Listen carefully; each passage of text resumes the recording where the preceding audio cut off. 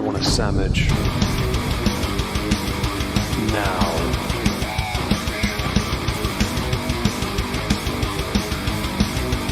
Oh, sandwich wench. Yo, wench. Sandwich. Now. I'm going to need a sandwich. A sandwich. I'm going to need a sandwich. Sandwich. I'm going to need a sandwich. A sandwich. A sandwich. A sandwich. I'm going to need a sandwich. Sandwich. I'm going to need a sandwich. A sandwich. A sandwich. Oh, sandwich wench. I want a sandwich.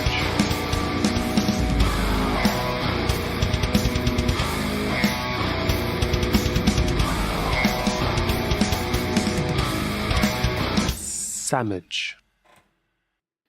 Hello everyone, welcome to another political recap stream here on the Moistski live channel. Joining me to talk about some politics and more than likely things that are not so political is Trups. Say hello, Trups. Hello, Trups. How is Trups?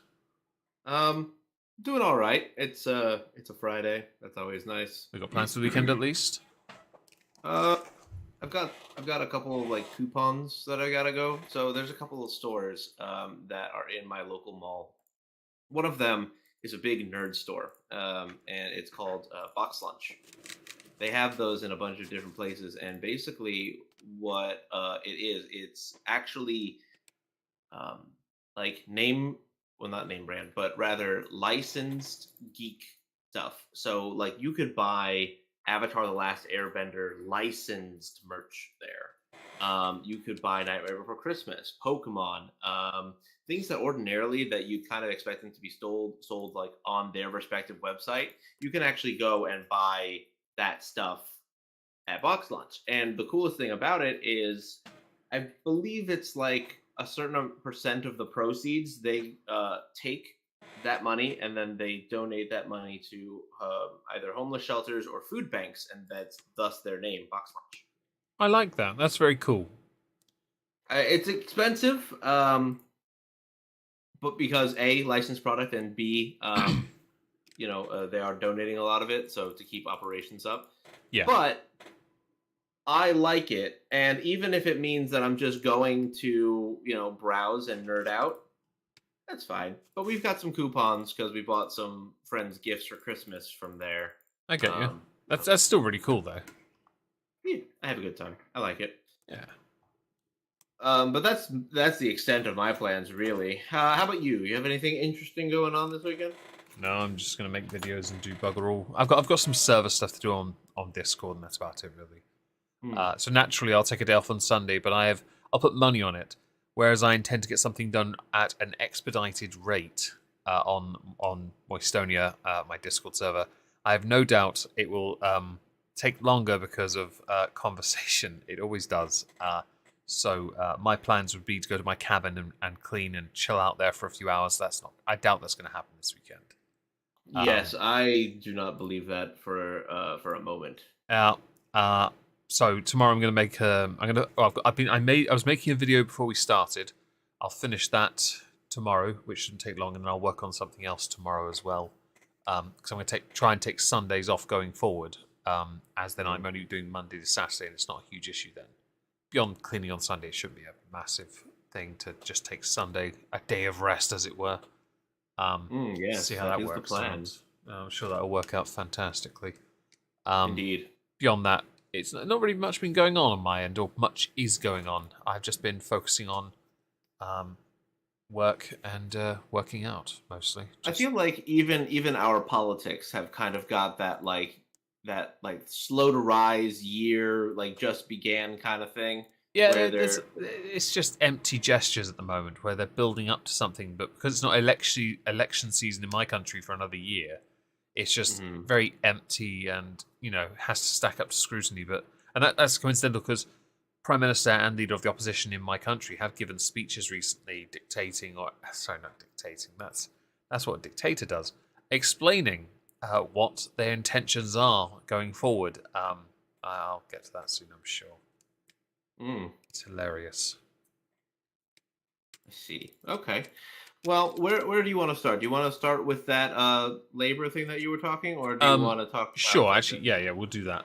So, Keir Starmer, he's had to. So right.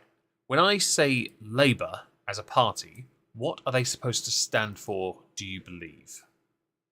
If I remember correctly, labor is essentially, I believe, advocate for blue collar workers. Correct. And usually progressive policy, if I remember. So the progressive policy was never meant to be as much at the forefront. They're supposed to be obviously more left-leaning than the Conservatives. They are, in fact, a left-leaning blue-collar worker party. They're propped up by unions, in fact, who fight vehemently for workers' rights. Whenever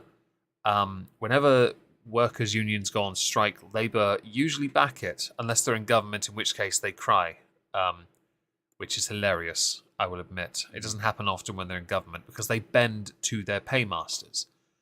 Labour's paymasters are the unions. That's how they get their money. And so that makes, that's how it goes. Under Jeremy Corbyn, they lost their way a bit. They did represent the workers, but they represented an area of the workers that you'd have only seen in the first season of Peaky Blinders, constantly calling each other comrade and fighting the fight for workers' rights while claiming that everyone is a communist. And that being a criminal should be an arrestable and hangable offence, apparently, like in Peaky Blinders.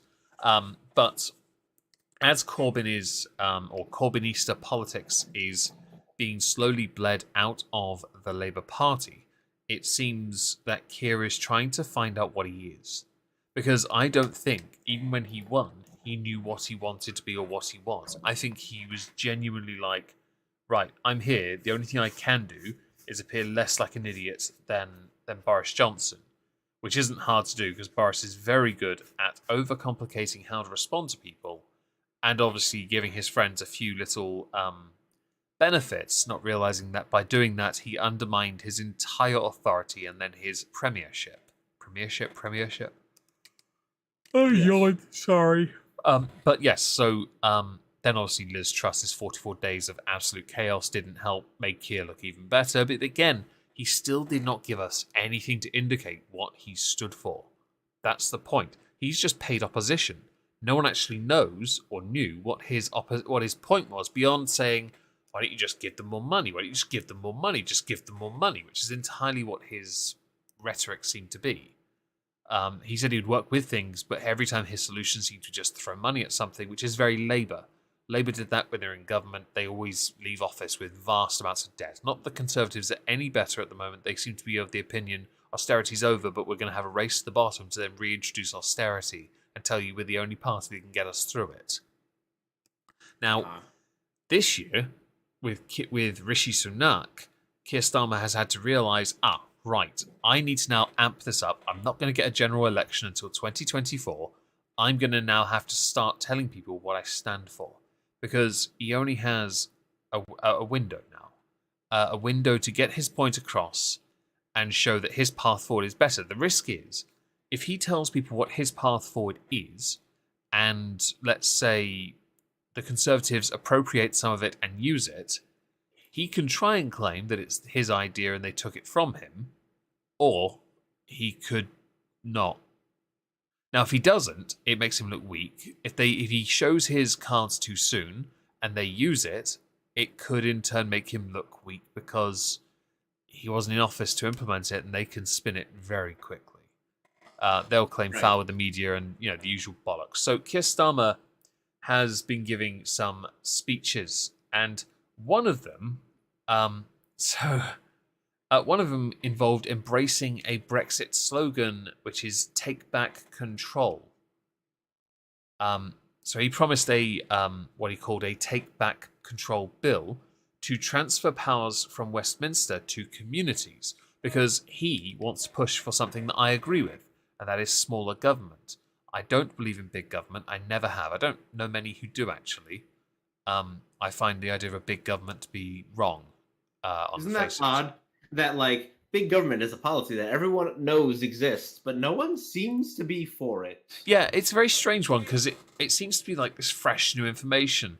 Yet, I genuinely don't know anyone that supports it, unless they were, under Jeremy Corbyn, that very far left leaning, I want to police everything everyone ever thinks ever, even in their dreams, which is illegal in some prisons, by the way. I'm not even joking. Other than that, I've never heard of anyone that actually supported it. Because it's like, seriously, who actually supports that? If you're in my chat, can you tell me if you support big or little government? And Murray, thank you very much for becoming a member. I really appreciate that. I can't make a poll. Sorry? I can't make a poll. I'll make a poll. I'll make a poll. Give me a second. Let's see. Would you prefer ...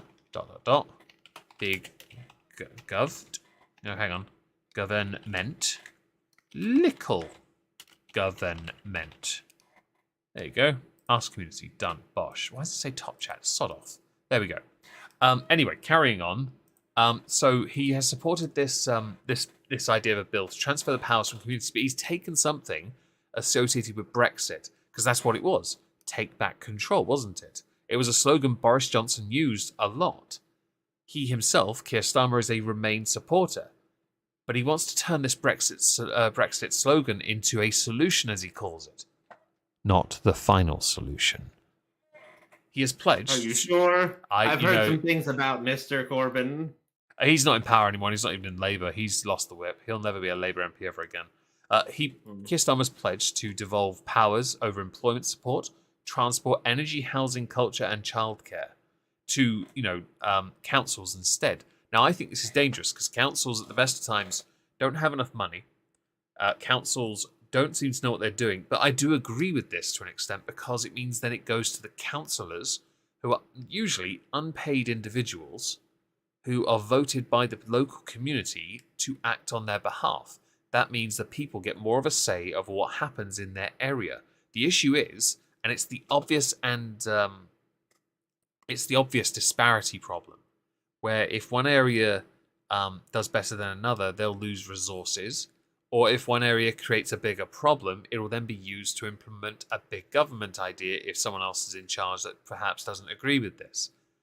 The oversight aspect, is it oversight? Yeah, who's overlooking this, who's watching it, who's involved in it, is a tricky area to navigate. But I do actually think that this could be a reasonable idea. He believes that this is a centerpiece of Labour's plans if it wins the next general election. It's not an if at this point, I'm sorry, but annoyingly, and yes, Football Freak, I 100% agree, annoyingly, Labour are going to win the next election. I say annoyingly only because Conservatives destroyed it for themselves.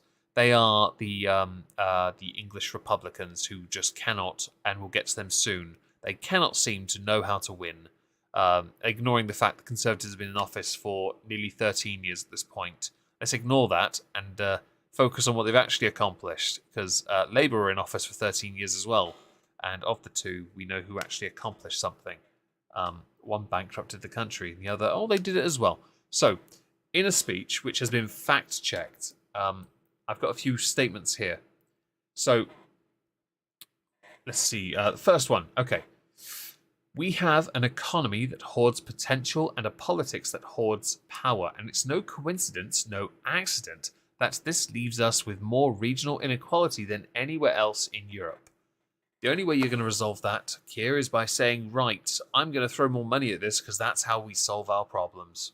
I'm saying that because that's what Labour typically do, not because I believe that's the solution in the slightest. No, I firmly believe the only solution to this is to erase the white people. Okay. Sorry, I couldn't. I was recording something earlier based on that. I couldn't resist. So Starmer's claim is dubbed not entirely consistent with recent analysis of regional inequality published by the Labour Party itself. In December, the party's Commission on the UK's Future, led by Gordon Brown, published a table that showed that the UK had one of the highest rates of regional inequality among a subset of larger OECD countries, but that Greece, Lithuania, and Romania were more unequal on the measure presented. So he's wrong because of those three countries. He then said, houses that get burgled countless times, yet the police never come. Now, this is interesting because In October, police had made a commitment that officers would now attend every case of domestic burglary. The number of domestic burglaries in England and Wales have been falling consistently since the mid-90s. Police data shows the number of domestic burglaries falling over decades, in fact. That, however, does not answer whether or not Keir is right or not, beyond the police committing to changing it. That's all they can do. The only way the numbers go down is if they do something about it in the future. Keir first continued, "We've got a fully costed plan for the biggest NHS training programme in its history." So, Labour said it would double the number of medical school places to 15,000 a year, double the number of district nurses qualifying each year, train 5,000 new health visitors a year, create 10,000 more nursing and midwifery clinical placements each year, create a long-term workforce plan for the NHS. Right, okay. At the time, Labour said its plan would be funded by reintroducing the 45p additional rate of income tax paid by those earning more than 150 grand a year. Basically, every footballer in the United Kingdom that doesn't play for League One, League Two. Which then Chancellor Kwasi Kwarteng had recently announced would be lowered to 40p. As explained, maintaining the status quo of the 45p rate would not have freed up any new money to spend on training new NHS staff unless some other part of government spending was reduced, tax increased, or borrowing increased. So, no, it wouldn't work. The cost of this, right? How they would do this would be by abolishing a non-dom tax status, which, according to reports, would raise an estimated 3.2 billion a year. Okay, Labour also estimated training an extra 10,000 nurses would cost 51 million a year. No, actually, that would cost about 120 million a year.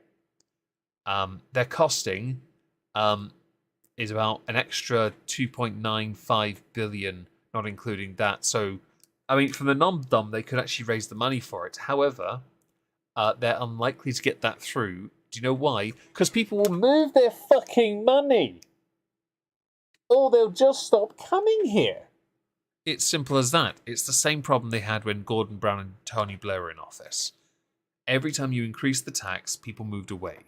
When Brexit happened, many companies left this country because they were worried about how this would impact them from a tax side. And, by the way, the poll, 94% said little government. Who's the contrarian? Put your hand up. Yeah, so he's put out a bunch of statements, and it's been dubbed the Blair necessities because he's having to try to now do what Blair did. When Tony Blair came into power, he was... yeah, basically, yeah, that. I like that. Copyright claim. When Tony Blair came into office, he was the most popular man in politics. There was no one who had the interpersonal skills, the look, the enthusiasm, he was down and hip with everyone, okay? He genuinely was that popular. The cringy ads in the 90s, cringy by now standards, but then it was like, he's a rock star, you know? The guy was everything, but his policies were shit. They really were. But annoyingly, for Keir Starmer to win, he's got to be more like Tony Blair. Not in the sense of being shit, but he's got to be more of a people person. So now he's given up trying to appeal like a more Corbynista type and is instead focusing on middle-aged white women and blue-collar workers because they're the people he's ignored. They're the people he hasn't really given much time to, but they are the bulk of the voters that abandoned them during the last election. He needs them back. To maintain the projected victory that would absolutely destroy the Conservatives for well over a decade, possibly 20 years, which is likely at this point, he has to appeal to the core instead of the vocal minority. A vocal minority didn't win Corbyn 2 elections. In fact, he did well the first time because the young people came out and their idealist rhetoric really resonated, and because they bullied their family to voting Labour. But in reality, when it came back 2 years later, what happened? He got annihilated. Why? Because he didn't have a solution. He undid himself with Brexit, and people were sick and tired of his shit. Because it turns out the more silent majority were too busy thinking, we're going to let this play out and just see what happens. Oh, he's being a dick. Right, vote against him. Because they have no fucking clue what they're doing. Keir Starmer has to be away from it. He has to be aloof. He has to move away from it because he's got to be whatever Keir Starmer is. Because no one actually knows. Even with this idea of devolving powers, which is hilarious, because he'll then be put in a position, if he doesn't get the landslide majority, he'll have to enter into a coalition with the SNP. Maybe add the Lib Dems as well, but that's unlikely at this point. But if he enters with the SNP, they'll only do it if he gives them a referendum. If he gives them a referendum, you know damn well the very first thing happens is they vote to leave. It isn't a case of if or when. Sorry, it's not a case of if and but. It's a case of when. Because Scotland does want to be independent. It really does now. And I firmly believe they will get it eventually. But Keir Starmer needs to win an absolute majority to make sure Scotland doesn't. So he can try and find a way to bridge the gap with the SNP, the one-party system that is one-dimensional as well. That's all I've got on Keir Starmer. But he's trying to appeal to the majority, and he's now realised he has to do that, basically. Mm-hmm. So, yeah, I don't really know what to add to that except for. I guess you don't have to. Politics, it's basically politics are very just kind of the same. Yeah, it's in this instance because Rishi Sunak has given a plan as well. He has a plan for the NHS, or given a statement indicating his plan for the NHS. It's very obviously the timing is very much done on purpose. They both get their opinions out there and they can see what the public think. Rishi Sunak has not given a statement like this yet. This is his first. I'm intrigued to see how it plays out. The SNP will destroy Scotland. They will. But then once they have, the people of Scotland will then turn and go, right, you guys can get te fuck out of office. And then it'll become a multiple party system. But at that point, I won't care because they're not part of the United Kingdom. They won't be part of Westminster. So I can just focus on England and Wales and Northern Ireland until Northern Ireland is reintegrated with Ireland. It's just England and Wales can go their own way, and it's just England at that point. And I don't really mind. I really don't. I've always liked Great Britain, the United Kingdom. I really do. However, if they go their own way, they go their own way. That's fine. I really don't mind. But I do think that these statements are needed because now they've got the whole year to build on whatever the response to it is. Which, if you look at Twitter, obviously it's all negative regardless because they're all from other countries as well. It's all negative. But if you look at it from reception in like polls in this country, this is how we're going to know where things are going. And if Rishi Sunak can, over 2023, turn it around. Because if he can turn it around and only lose...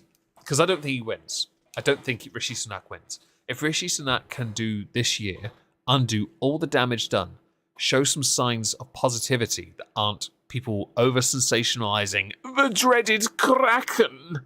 Another fucking strain off the coof, alright? If he can deal with that and deal with pushing forward and growing the economy and improving things, then I think he has a chance. But he's got to be able to do it in, 12 months? This is to be honest, to me, this is like the final year of any presidential term who's on their second term. Their final year in office, they do fuck all. Why? Because it's election season and no one's paying attention to them. Literally. It was a running joke in The West Wing in season 7. Because no one was paying attention. No one pays attention to the current president when they're in the last year of their second term. No one gives a shit. Because they're busy paying attention to who takes over. And in this instance, no one's paying too much attention to Rishi because they know he's on borrowed time. So what he does now will be an actual testament to his effectiveness as Prime Minister and whether or not he could, in fact, it's a very slim chance, but he could win. Do you think that he could? Not yet. Genuinely? Not yet. Because he's only given one statement. One. And I'll have to pull it up to see if I can remember it. So he wants He wants the public... He's got 5 priorities. Let's see. Cut the NHS waiting lists. More than 7 million people are waiting for care in England. To the point, my nephew, who has seizures and health concerns, he almost had to wait over 10 hours to get an A&E doctor to see him. But sorry. socialized healthcare. In this instance, I have said when certain issues arise, go private because my nephew has, he has money. Let's see, pledged to halve inflation this year to ease the cost of living, but projections show that it is already due to fall by more than half anyway. But you know what? If inflation falls, I'm happy. Promised to grow the economy, ensure the national debt was falling, stop migrant boats crossing the channel. Now, okay, grow the economy. That's going to involve some hard work. Generally, incentivize the rich to continue making money here, and obviously get more people in work. Ensure national debt is falling. Well, stop borrowing so bloody much. And the migrant boats crossing the channel, we had agreed a deal with a lot of money involved with France to do more to tackle it. I sorely doubt it's going to stop. Don't forget here, I live in a coastal town not so far from Dover, and this bollocks has been going on for long enough, quite frankly, and I'm getting sick of it. People in my town, if they see those boats and anyone runs out, they have to run back into the boat and hope they don't get caught. Because the people here, especially some of the chavvy stoner kids around here, they don't have any tolerance. This is a town that one of many towns in this area, Kent, in fact, loved UKIP. I'm not, by the way, UKIP voter. Just to be clear, I couldn't give a shit. But watching these people kick 10 shades of crap out of people crossing the channel, nah.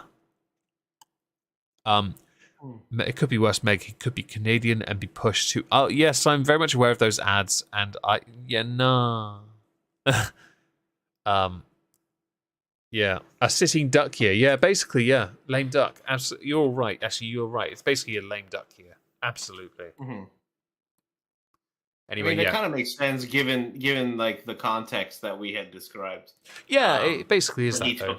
When he took up the mantle. Yeah, we kind of said that he was going to be in that kind of position because with all the BS with Boris and to be fair, the Boris thing, I do believe it was blown out of proportion. But I do also think Boris is the kind of guy who doesn't take seriously everything.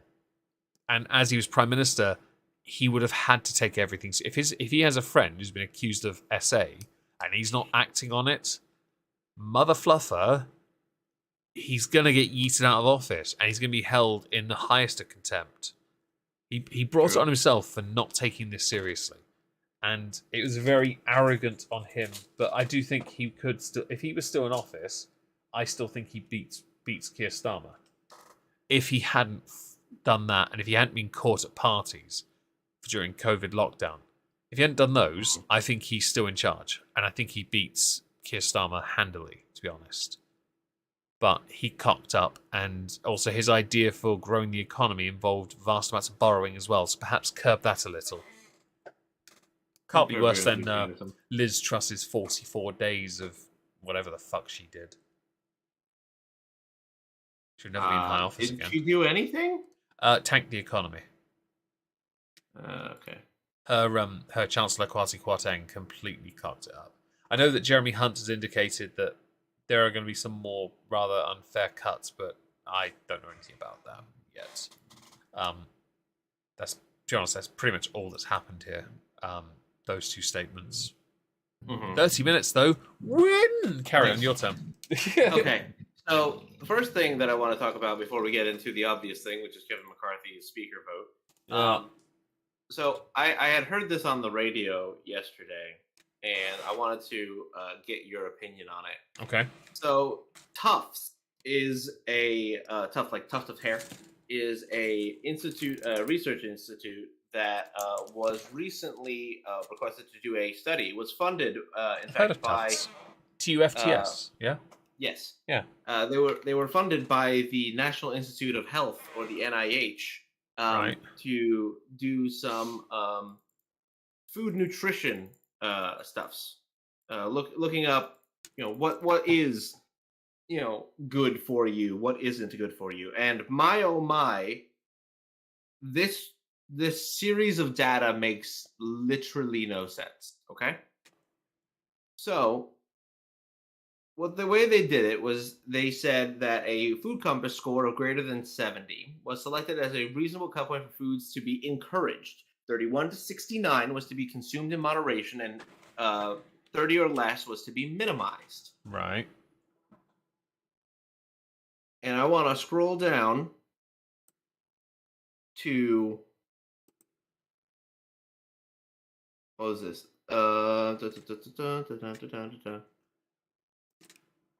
Yes. Apparently, Lucky Charms is better for you than steak. Lucky Charms, the thing entirely made of sugar.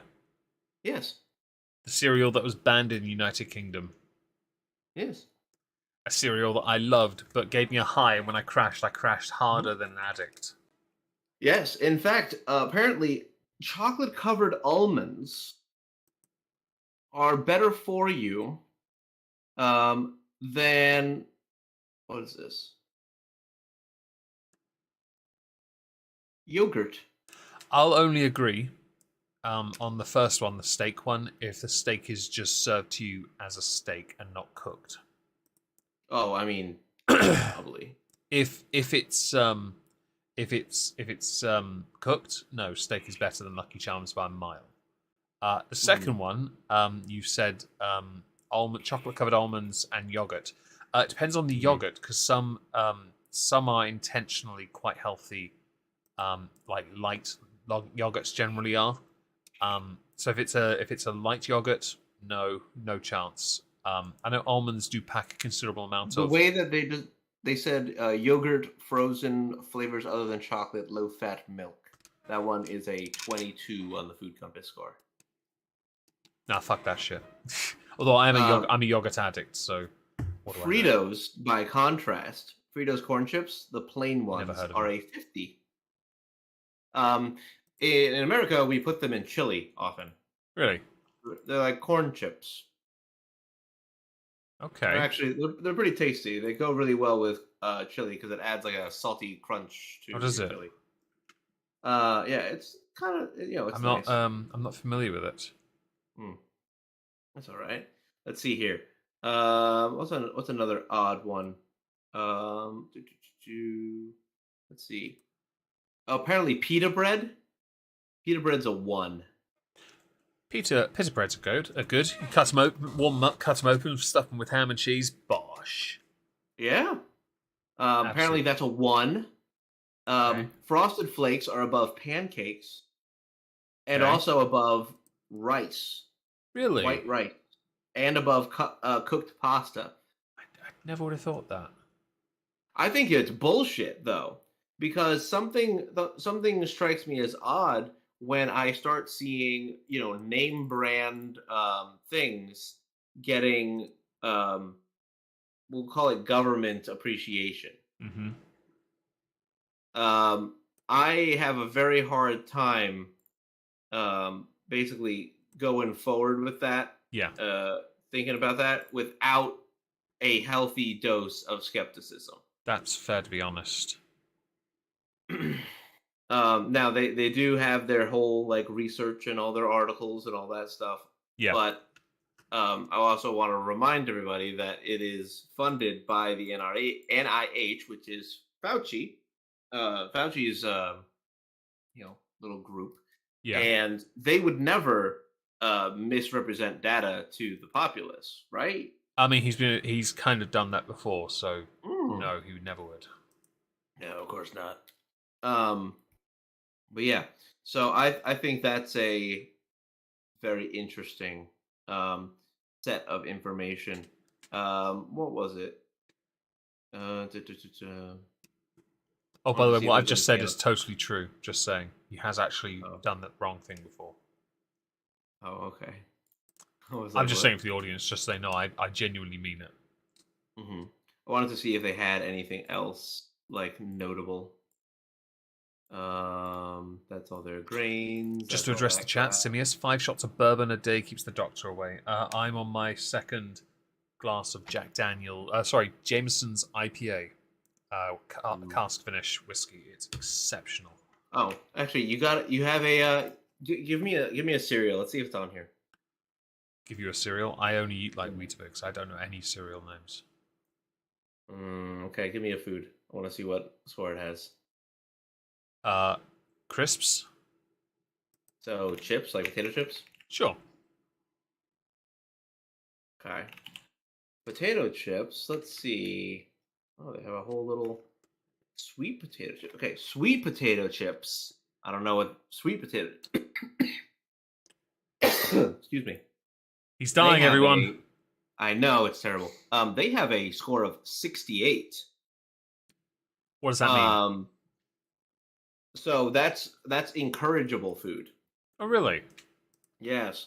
Potato chips unsalted have a score of 58. Reduced fat unsalted, 56. Let's see. Lightly salted, restructured. Barbecue flavor, 53. Oh, no. I don't eat chips, so Um, is this good? I mean, this is very high comparatively to things like, let's see here. What's a random thing? Wheat crackers, wheat reduced fat crackers, 27. Right. Um, You can tell I know sod all about any of this, by the way. let's see. It's also apparently better than honey. Really? Just honey. Just honey. Honey is a 16 on this list. Didn't know that. I think this is full of shit. It certainly doesn't sound great, does it? Yeah, no, this is absolute ass. It's So not many ideal. have like licorice. Just straight licorice is a 1. Snow cone is a 1. It's just ice and sugar. What does that mean? One, sorry, just so I can remember. 1 is things that you want to avoid beyond like more. Like, I it's the most assume thing that you want to choose. I to assume in avoid. that they're saying that it's anything that's like that, just the bad sugars, yeah. I guess, but even that was kind of fucked up. Apparently, even the bad sugar argument has not necessarily been all that correct over time. Yeah. Some nutritionists have basically said that our food pyramid that we learned in school has not been completely correct for a long, long time. Really? Yeah. I did not know that. But yeah, sweet potato mash with miso. That might be a little specific, but we'll see. Sweet potato. Potato. Yes. Sweet potato. So sweet potato fries, sweet potato beef, sweet potato leaves, bread, sweet potato. Do. Oh, okay. Well, apparently a baked sweet potato is just a 78. Just a 78. Yes, that's pretty good, actually. Sweet potatoes is actually pretty up there. Pretty good. Let's see here. Baked and mashed. Maybe in a stew as well. You never know. You know, boil them, mash Yeah. them. Stick them in a stew. Potatoes. Yes. Potatoes. Who said that? Yeah. So it looks like your sweet potatoes are apparently a little bit better than other things. Yeah. Yeah. Apparently, sweet potato casserole or mashed is a 40. So apparently, mashing it negates its score by quite a bit. So I'm sorry to hear about that, Chaos. Apparently, mashing them reduces their score by 26. Get wrecked, Chaos. You're getting fat. Who said that? Wow, that's rude. Sorry, I meant pleasantly plump. Ah, okay, that's much better. Yeah. Anyway, so I just wanted to bring that to your attention because I know that you've in the past been interested in fitness and keeping yourself. I mean, I'm in pretty good shape, so yes. Yeah. I pretty much figured, I live in a gym when I'm not at working or on videos or working. Cinnamon Toast Crunch, by the way, somebody asked, is a 76 on the food compass. So, yep. It's good for you guys. That weird commercial with the Cinnamon Toast Crunch guy licking his buddy. Yep, it's good. Anyway, all right. So let's go on to the real topic. Okay. So Your country's Kevin McCarthy, fucked. Yes, I know. I've lived here. Your election is bullshit. Also true. I'm referring to the one in your house. Oh, it doesn't matter. All of them. Yeah. They're all bullshit. They are But definitely okay, nice. so All right. So Kevin McCarthy, what was it? It was 3 days ago, I believe, they had started doing all of this. Yep. Um, and so far, I believe we have gone through 13, maybe 14 at this point Right. votes for the House to elect a Speaker of the House. Um, and unfortunately, when they don't make a decision, when they fail to reach it has to be a majority of the House. So not like a simple majority of like the vote, but rather a majority of the House, which is 218. They have not reached that, and they've had between, I think it's anywhere between like 18 to 20 defectors um, in the Republican caucus to not vote for Kevin McCarthy. Notable names in there would be people like Lauren Boebert and So Matt someone who Gaetz. barely got their second term. Okay. Well, I mean, they're fighting for what they believe in at the very least. So I have to give them at least that. I'll give Bobert that. That Why are they voting so much against against this guy? So McCarthy recently, when they were leaving their office, they pushed forward that, remember that omnibus bill about the Ukraine Yeah. like money and stuff like that. Okay, so all that money that was passed through the House, that was whipped up by Kevin McCarthy. They said, yeah, it's cool to vote for this. It's totally fine, despite its impact to everybody else, that having been, okay, we're just going to keep spending more money. I hope we have any of it. Don't worry about the recession or the all these problems that we have, guys. It'll be perfectly fine. No worries. Yeah. He's partially responsible for that too. So that's definitely at least a piece to it. The other part is that they kind of view him as an establishment shill.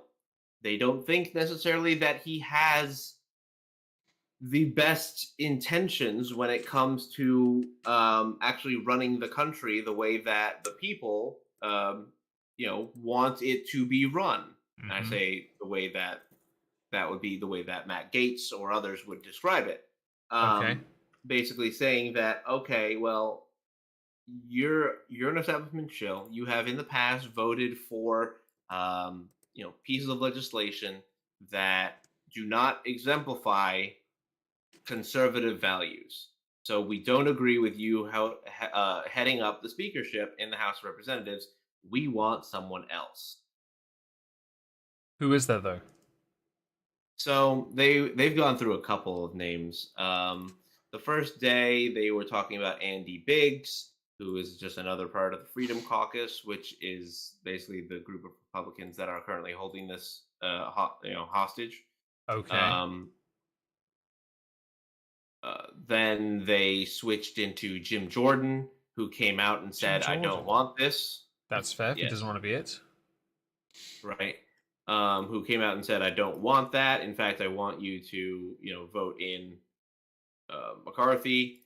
And then they are doing Byron Donalds, who is a black Republican, who they're touting. They're kind of hitting that. Not, I don't want to say token, but it kind of feels like they're doing that. They're not very good at tact, are they? Well, okay, I don't know if you could say that it's bad tact, because the way that they're doing this, they're basically kind of just saying that actually we don't care who takes it, just not you. Yeah. And so if that's the case, right? If they won't vote, they will vote for anyone else but McCarthy. They have in the past said maybe it's time. I think they said this yesterday. Maybe it's time for you to step aside and let someone else up. Which honestly, some would say that might be a good idea given the context. Right. I have to agree a bit, because the only thing that they're accomplishing right now is showing how much of a shit you are, essentially. Like you're not helping anybody by mindlessly milling all these votes. And despite what he has to say, basically saying that, oh well, I have all of these, these votes, and I've worked hard at this. Clearly, people aren't playing that game.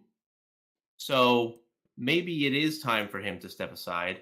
Maybe it's time for him to give way to somebody else. But of course, 13 of the Republicans who had been voting against other candidates, they flipped their vote on the 13th ballot. Oh, I'm sorry, on the 12th ballot. The 13th ballot flipped another one. So the GOP opponents, the Freedom Caucus holdouts, apparently Right. has only dropped to 6. Really? So something is definitely happening behind closed doors, but I couldn't tell you what that would be. Surely a deal. Um, Surely a deal. right, but what could they want, right? Like, what could you give somebody who basically says, "Listen, I think you're full of shit, and I don't like you." Like, what more could you genuinely give somebody who just doesn't like you as a person? Yeah. Like, you've got to at least like, it's got to be good, whatever it is. It must be. They have to be off. Unless they're saying, just 2 years. I'll give you just 2 years, and then or I promise I'll step aside. Maybe. I'm not quite sure, but looking at what all they've gotten so far, I'm interested to see who the people were that flipped. I'm trying to find that information out right now. Let's see. Um, GOP holdouts break for McCarthy. Flips 14. Okay, let's see here. Apparently, whoever the chairman of the Freedom Caucus. No, I know one of the deals that they were trying to do Mm-hmm. was basically say that if there's ever a time that they want you gone, that they can bring that vote to remove that man from speaker. Mm-hmm. Um, Now, I don't necessarily know, because that seems like a bit much, no? Like to say, okay, we'll let you have this position, but at any given time, if 5 of us agree, we get to bring that motion up for a conversation amongst everybody that you are not, worthy of this position, and we're going to get rid of Right. you. um, I don't know. No? Okay, so Well, ignoring that, how many times does this go on for this voting? Is it just in perpetuity, or does it have is there a certain limit where you just go, right, fuck it, I'm moving on? no, this can literally go into perpetuity. And what happens to the House in that time? So the House would basically, so they are all representative elect right now. None of them are actually, like Sworn in. their respective. Yes, correct. Are they Their then not respective paid, jobs. yeah? Correct. Also true. Lol. Sorry, I Which, meant, oh, that's unfortunate. oh no. Saves the taxpayer a little bit of money, I guess. For a bit. I wonder if they'll get back pay. They'll probably vote that in for themselves. Well, of course. That's how you guys do it over there, is it not? You vote for it instead of a independent watchdog, which is what we do. Mm-hmm. It looks like the individuals that are still holding out are Andy Biggs, Lauren Boebert, Eli Crane, Matt Gates, Bob Good, and Matt Rosendale. So a lot of the other ones flipped, including Donald's, apparently. Really? Yeah, so I found that interesting as well. I'm intrigued. I'm intrigued by it. So I have queries. Does this affect anything that Biden does? So technically, no legislation can move right now. Because That's there's handy no 'cause he can House. get a nap So, then, can't he? well, also true. But right now, like he's really just straight up stuck. Like he's got nothing. Um, the whole country's got basically nothing right now. Until they can figure out a way to secure some of those people who, if they're still holding out now, I mean, it's gotta be something good for them to move that needle. Mm-hmm. Um, Okay. Do you think so Biden will do anything to offer any kind of way of breaking this impasse or helping them, or do you think he'll I just don't think use he it? can. Yeah. I don't think he can. And the reason I say that is because if if you were to like, because one of the options that had been floated by some of the various pundits and talk shows were, okay, so when do Republicans then lean over to Democrats and ask them to break for voting Hakeem Jeffries 12, 13 times in a row? How do is that a thing that people then do? Is it going to be something along those lines? Like, we don't know. Is this But has this happened much in the past? Because I'm not as familiar with your speaker so issues. somewhat, there were some instances of things like this, um, but never to this extent, if that makes sense. Like the longest one that they had mentioned in the past was 1923, which was, I think it went to 9 votes. This time around, we're looking at something along the lines of think I think we're into the 1800s now with how far back we're going. Um, so there's still quite a bit going on there. We'll have to see where that moves forward, because right now that's all they've got. You know what I Right. mean? Okay. They've got these 6 people, and they're just holding it. That's I guess entirely what's going on. I guess the next question is obviously this could go on for a while. How do Yeah. you, if you're a Democrat, spin this? Now I'm going to obviously ask the Republican one in a moment, but we'll do the Democrat one first. Well, based on what we had talked about earlier, the obvious way that they would end up swinging this would be to say something along the lines of, oh, look at all these Republicans, look at their total failure in their ability to, even the most basic of agreements, elect their own majority held Speaker of the House. Look at us, the Democrats. We've voted correctly, or at least the same, this entire time. Yeah, he has to make that distinction because of the next question. Mhm. So, if you're a Republican, how do you spin this? Um, I would basically spin it in the way, okay, while yes, the cult is all voting for the same guy over and over again, whether they agree with him or think he's a cool guy or not, um, we're out here trying to actually solve the problems inside our own party. We're trying to take things in a direction that resonate more with individual people and not establishment politicians. Um, that would be how I would describe it. I would say this is more growing pains as opposed to dysfunction. At least that's the way I would swing it. Do you think that's how they'll spin it? I know some of them have basically tried to say such, but I'm not quite sure it's going to work.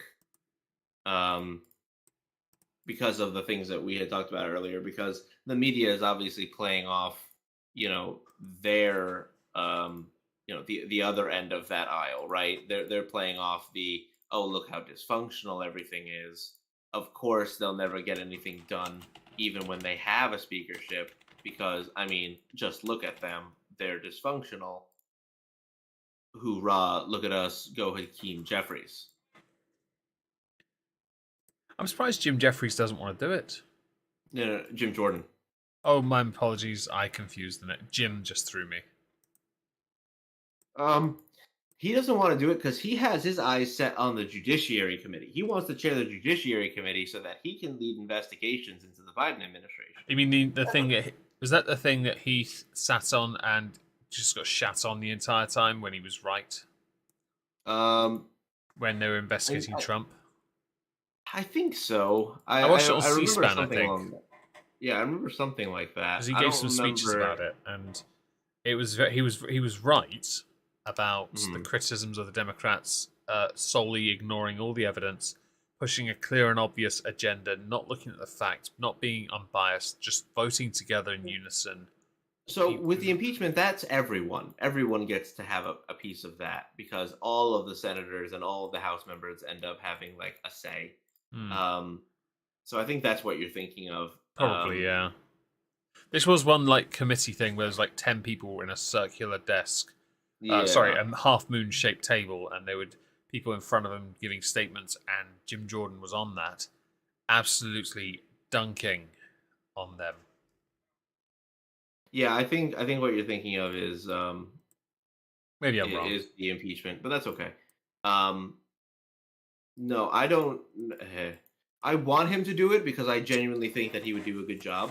But Matt Gaetz had even stood up, I think it was 2 days ago, and said, I mean, because Jim Jordan had stood up to nominate Kevin McCarthy to kind of basically say, all right, guys, no, your guy, he wants me, so let's just do that. Um, Jim Jordan had stood up and given Kevin McCarthy the nomination. Matt Gaetz then stood up and said, listen to the conviction that this man speaks with. Listen to the things that he has to say. That's the kind of person that we need, um, in our as our speaker. Right. So let's go ahead and put him in. And then they nominated Jim Jordan. Um, so I mean, I get both of their thought processes, and right now there are different thoughts at play. There are some Republicans who are looking at this and going, "Wow, we look so terrible." Um, in the grand scheme of things, this is going to not bode well in the future. Mm-hmm. And then there are other people who are looking at this and going, like I am, okay, well, this is them trying to fix things, trying to make effective change. So maybe it's not the worst thing in the world if we, suffer through this a little bit. Um, I I don't like the defeatist attitude of, yeah, I know he's not great, but like what other choice do we have to be able to get all these other people on board with that? Yeah. Like I don't like the defeatist attitude because I mean literally you're giving up, right? Like you are Mm-hmm. basically saying to everybody, no, we're not gonna do this because of whatever reason. Uh I don't know. I find it kind of bullshit. It comes across as that. And plus, I mean, you could honestly do so much more and so much better than a California Republican. Is he really a Um, California Republican? yeah, Ah, I didn't know that. yeah. So in case that ever struck you, yeah, that's exactly the reason. I mean, it strikes me now, but beforehand, it just sounds like bullshit. Well, yeah, that is exactly one of the goings on regarding the issue. Is probably they don't like the fact that he's a Californian. Well, at least they probably are suspicious of his motives because even the most arduous California conservative is pretty left by comparison. Yeah. So we'll have to basically wait and see until somebody, right now it's a political game of chicken. Okay. And it's going to be whoever blinks first. Who do you think will blink first? Well, okay, so the fact that McCarthy has already flipped 14 of the 20 makes me think that he's giving out a lot of concessions, which just means to me that, okay, so what you've already given up a lot of things, so the concessions are going to come from him. But I don't know if there's anything else that the group wants from him at this point, which is the hard part. Like, I don't think that McCarthy could come up with anything that he has to offer. Because usually what would happen is they would give up things like committee chair positions. They would give up, appointments and positions within the power of the speaker. There are already people who already were negotiated with for that, for those votes that already have claim to those things. So he can't necessarily dole out those, incentives, we'll call them. And plus, a lot of them don't even want it. They just don't want Kevin, which is a really hard bargain to sell if you're Kevin. I mean, he's been. I barely heard of him a few weeks back when we first spoke about him. It does come across as being force-fed. So why is this guy seen as so important? Why is it? Is it because he's from California that he has to be there, or has he worked his way through other departments for so long he's built up this power? He was the minority speaker. So under Nancy Pelosi, he was the minority. So it made sense for him to succeed her. Correct. Okay. And a lot of people are like, well, he's already been in this position of power. We can give it to him because, he's going to work for us just like he did when Nancy Pelosi was in power. It's like, yeah, but we didn't like how he worked for us when Nancy Pelosi was in power. So can we not? Yeah. Thus the circle. And unfortunately, the Freedom Caucus doesn't have a great, set of people that everyone can agree with. Some people have said that alternatives to Kevin McCarthy that is more moderate is actually going to end up being worse.